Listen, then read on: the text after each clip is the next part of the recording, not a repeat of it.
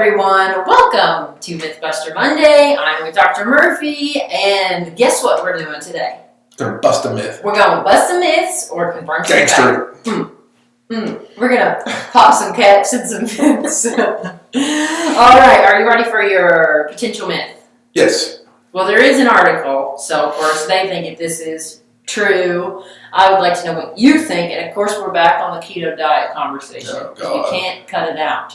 You might be able to cut carbs, but you can't cut keto topic out of Mythbuster Monday. All right, so a new article came out. It said low-carb diets increase the risk of heart rhythm disorder, says a study. And we'll read you a couple things. We'll see what you think, okay? Okay, so this is keto diet. This is the keto diet. Keto increases heart problems. This is what they think, yes. AFib particularly. Mm-hmm. So keto and paleo advocate, they advocate for severely restricting and limiting carbs. That's what they do, okay? And so basically this study was done, and it's being presented at the American College of Cardiology's 68th annual scientific session, and it suggests that these diets could raise your risk for a common heart disorder, a rhythm disorder called atrial fibrillation, AFib, and they think it could be really dangerous. Now here's what they say. So there was 14,000 people from a study overseen by the National Institute of Health from 1965 to 2016, so a long time, okay? They said that, and so basically this diet is defined as 44% of the daily calories from the keto diet specifically, right? Mm-hmm. So they said, what's the other ones come from? Fat? Yeah. Okay. Fat. It's high carb and high fat, basically. Okay. 52% from... 52% is really not a lot. Well, so that's what they say is a high carb, or wait. Keto diet.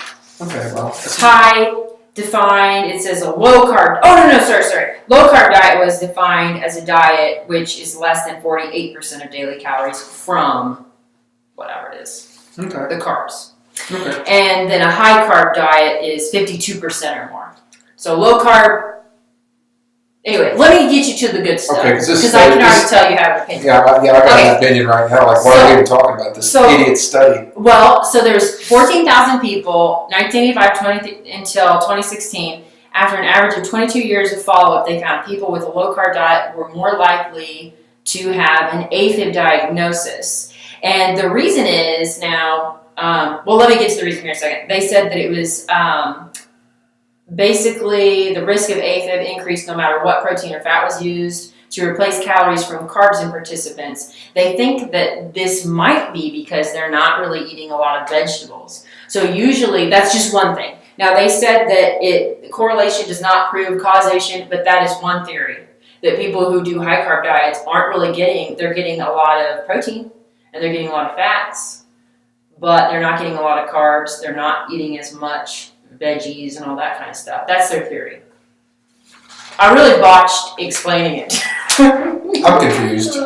It says, while avoiding refined grains and processed carbohydrates is undoubtedly good for the cardiovascular health, cutting out a lot of fruits and vegetables and whole grains like oatmeal or farro is a mistake, and we miss out on so much good fiber and nutrients. No, I agree with that. Okay. That's the one statement of this article I actually do agree with. Heart health. Yeah. So let's go back to the other one. 48% is low carb and 54% is high carb. 52.8. Whatever. Okay? So this is what we're talking about. Baked potato, steak. Half and half. Okay? Now, if I want to get into the low carb, I'm just going to cut off a little bit of that baked potato and eat more of my steak. Yeah. Or I'm going to put my baked potato, I'm going to put some celery on top of it. Now I got more carb. That's what this is. There's insignificant difference between those two groups. Okay. That doesn't mean anything. But can I see that being on a keto diet can lead to atrial fib? The answer is yes. And the reason why is your body produces a lot more acid, acetylacetate, beta-hydroxybutyrate. And so you become an acidic bloodstream, and your body has a hard time compensating for it.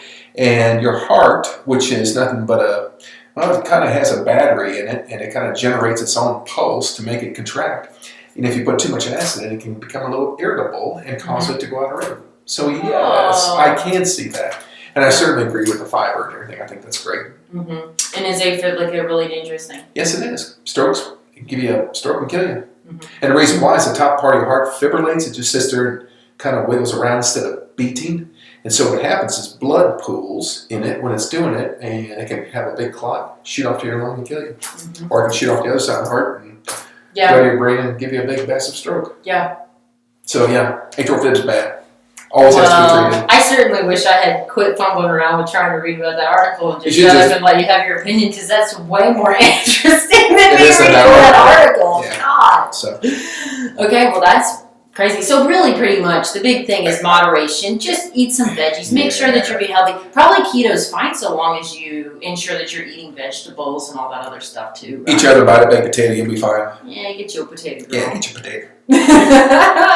Okay, well thanks for watching Mythbuster Monday. Share it. Don't share it. I'll try to do a better job next week. Don't judge me. Yeah, don't use any too many complicated words. Anything more than 3 letters, Michelle can't handle it. Well, I kind of give myself confusing notes. I'll go through these articles and I'll highlight parts, and in the moment it makes sense, and then later when I come back and do these with you, I'm like, what was I trying to say there? And then I get confused. I'm that way with you all the Too time much. anyway. Too I have much. no idea what you're trying to say. Too much for me. All right, guys. We'll have a great week. We will see you tomorrow.